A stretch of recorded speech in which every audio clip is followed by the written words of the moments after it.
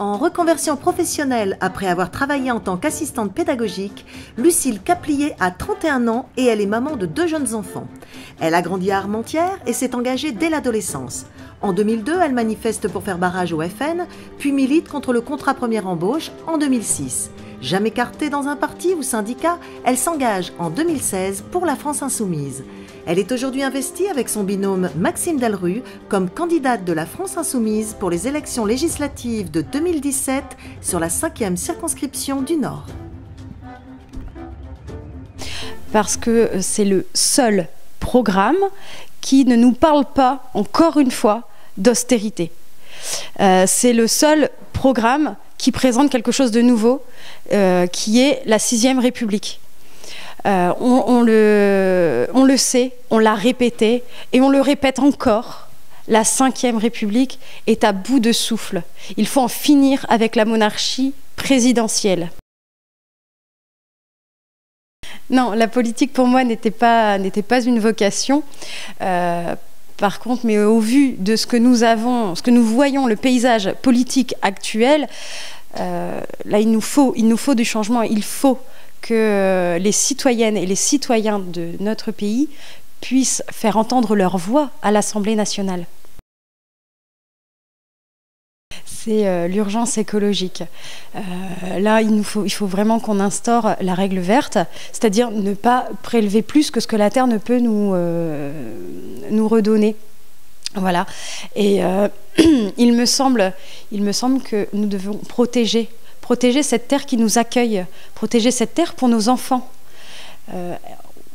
On doit, c'est un devoir pour nous de penser à l'avenir, de penser à l'être humain, et il faut qu'on préserve tout ça. C'est maintenant que ça se joue. Je ne pense pas que ce soit dans 50 ans qu'il va falloir se dire et si on avait fait quelque chose. C'est maintenant qu'il faut faire quelque chose. C'est maintenant. Je pense qu'il y en a tellement. Je pense qu'on pourrait énumérer tout le programme, que ce soit l'écologie, l'économie, la sécurité, la santé, l'emploi. Et je pense à Cargill, qui se situe à Aubourdin, qui vont licencier 26 personnes pour pouvoir délocaliser en Bulgarie. Donc je pense à ces personnes-là. Je pense également à l'éducation de nos enfants. Nos enfants qui, pour l'instant, se retrouvent à 26 dans une classe. Est-ce que ce ne sera pas un peu plus dans quelques années, voire à la rentrée prochaine?